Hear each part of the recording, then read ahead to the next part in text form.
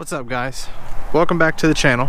I had planned theme park content, some car content. That all got thrown out the window. Today was a little... It felt like I was rushed the whole day. I don't know why. I mean, we had plans to drop off my daughter at my father's house, and of course we did that. But she's going through terrible twos right now, and as everyone knows with babies, the terrible twos are the worst time to be a parent. No, it's never a bad anything to be a parent. It's always a joy. They are truly blessings. Regardless what days are good, what days are bad, they're always a blessing. So for those of you watching my channel that have kids, you know this. And for those that are watching my channel or any of my videos that know I have a daughter, if you want kids, do it. But anyways, back to the vlog. Yeah, I plan on going to Magic Kingdom today, doing some rides and just, you know, hanging out and doing all that, but plan just got thrown off. And so we went to Disney Springs, had some dinner, planned on watching a movie, but we would have to walk around for two and a half hours, and I just didn't want to do that. I don't like dealing with crowds like that. And you're probably thinking, but you were going to go to a Disney park. It's kind of different. I don't know, there's a lot of things to take my attention away from being frustrated with the crowd, aside from all the people. But anyways, what I'm going to show you now is, now that I got the new bulb holders in place, I want to show you the output of the beam, because not only did it level itself out, but it also got rid of that scattered light that I was getting before that was actually blinding people. At least I would have, you know, assumed that, because I've got a lot of people that flash me. But now that I have the bulb holders in place, the beam is almost as flat of a cutoff as it was with the factory bulbs. I know a lot of people are a little weary when they put HIDs or LEDs into a halogen housing, because it gives us a scattered beam effect. But with the correct assembly, with the correct parts, you can get pretty much a perfect cutoff, not a projector cutoff, but a perfect cutoff for HIDs or LEDs like I have. So, and what was going on before, without these correct bulb holders from Auxbeam, the KP 101s. The last video I kept saying KPS 101s, but they're KP 101s.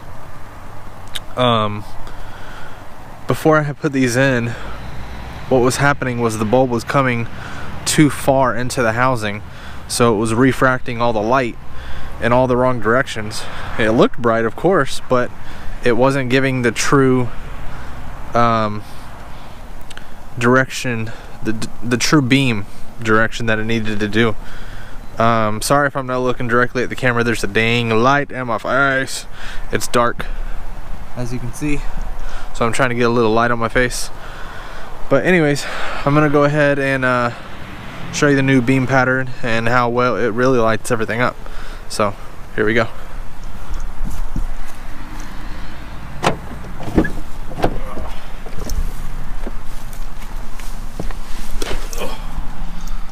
Alright.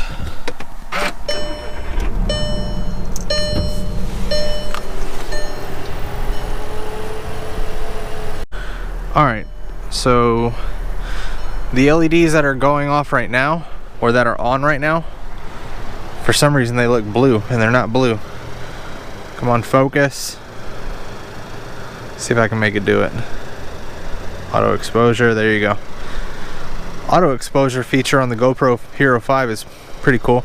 I wish it had like a auto focus feature or spot focus that you could just push the screen. I want to see and look up and see if the GoPro 6 does that. If it does, I'll go ahead and get the 6 and sell the 5 to one of you guys if you want it. But these are the LED daytime running lights. And that flickering is just, if you do see the flickering in video, it's just because it's a video recording a bright light. Almost all cameras do that these days for some reason, aside from some of the phones. But these are true white. I think the Kelvin temperature is 6K, and I love them. They're super bright, and those are just the daytime running lights. So I'll go ahead and show you the low beams and fog lights here. So low beam and fog light. Those fog lights make a huge difference, and I'm sure you can see on camera that dead spot there and that dead spot there. On camera I can see it, but if I'm not looking through a lens or anything like that, you can't see it at all. Even through your windshield, you cannot see those two dead spots. I know it's just because the camera is trying to pick up all the light fragments and all that stuff, but it's crazy. The light temperature in these bulbs are 6,500 Kelvin. I can't remember the wattage. I think it's 42 watts. But they're extremely bright. For some reason it looks blue, just like the DRLs did, but I can assure you they are extremely bright white.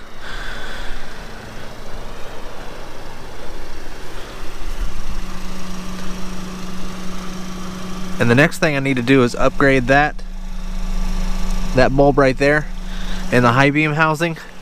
It's called a city light.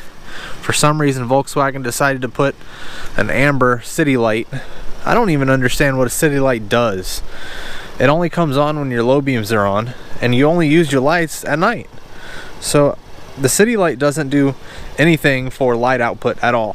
It's almost like an accent light. But I'm gonna go ahead and pull those out and put some LEDs in. Not tonight, but another day.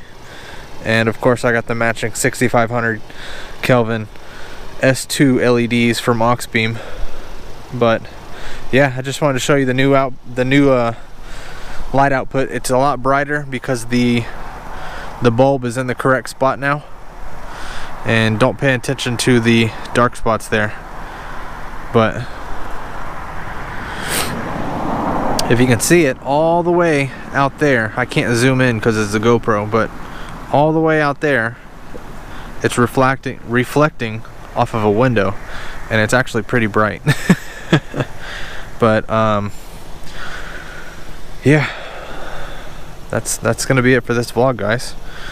Thank you for watching the video. Oh yeah, I wanted to let you guys know something as well. These amber lights, I don't know what to call them, ugly orange lights for the interior, the dome lights and the rear dome lights. Where is it at? Right there. I'm going to be switching those to LEDs. I do already have my vanity lights converted to LED, and those are extremely bright white as well. And oops, my tag lights, believe it or not, they come, for some reason they look blue, but in person they're extremely bright white, and they come like that from the factory on the GLIs. I want to say all the new Jettas get the same thing, but I could be wrong. And those are the GLI LED taillights. I actually saw a 2017, I think it was a 17 Jetta in Orlando today, and its taillights were so ugly. They were not LEDs or anything spectacular. I couldn't imagine why Volkswagen put boring taillights in a stylish new Jetta that has the you know, those headlights that have the little L-shaped LED in the new Jetta headlights. I think they're pretty slick. But yeah, I just couldn't imagine why they put LED headlights up front, but they couldn't put LED taillights in the back. It just blows my mind. Come on, Volkswagen, get with the program. get up to date. You guys are making all these new cars, all these SUVs. The new Tiguan is sick, by the way. Absolutely sick. The habanero orange is really growing on me. But yeah, guys, this is gonna do it.